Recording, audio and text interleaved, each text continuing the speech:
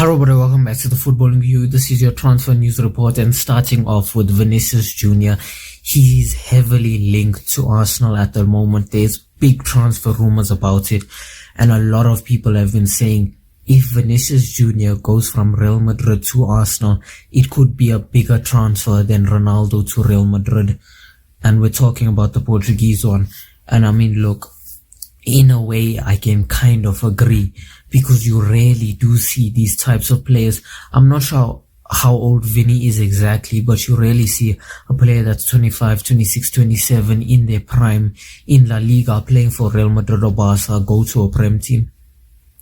You rarely do see it.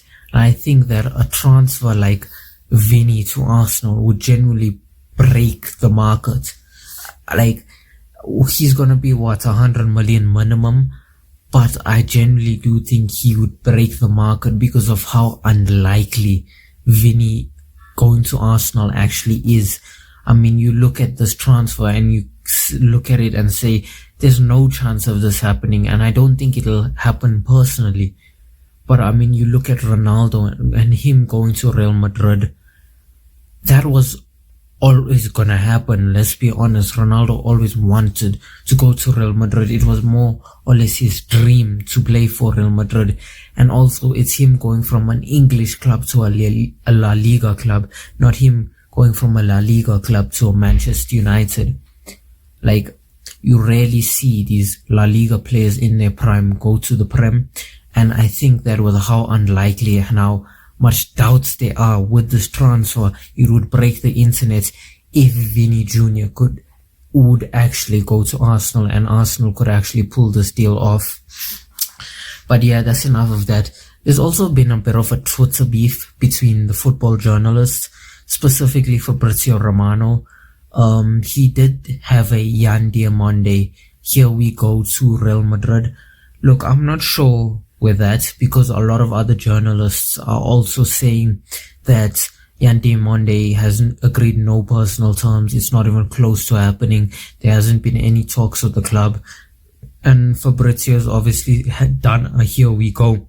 And I've looked at his Twitter and the post is actually still pinned. So he clearly does think that something is happening there.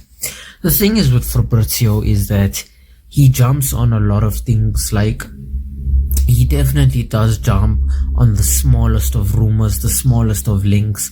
And while I think he is a decent source of information, I don't think he's as good as a David Ornstein. Because you look at David Ornstein and he only really tweets when he thinks a deal is going to genuinely happen.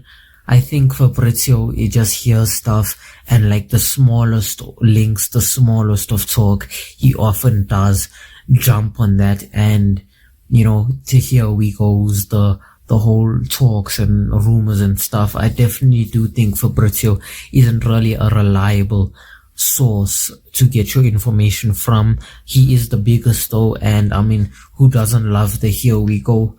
It's always great to hear it, to see it, but whatever. Bradley Barcola from Liverpool, not from Liverpool from PSG to Liverpool. I mean, Liverpool need a left winger. I think Bradley Barcola is very talented, and I think it's probably a good move.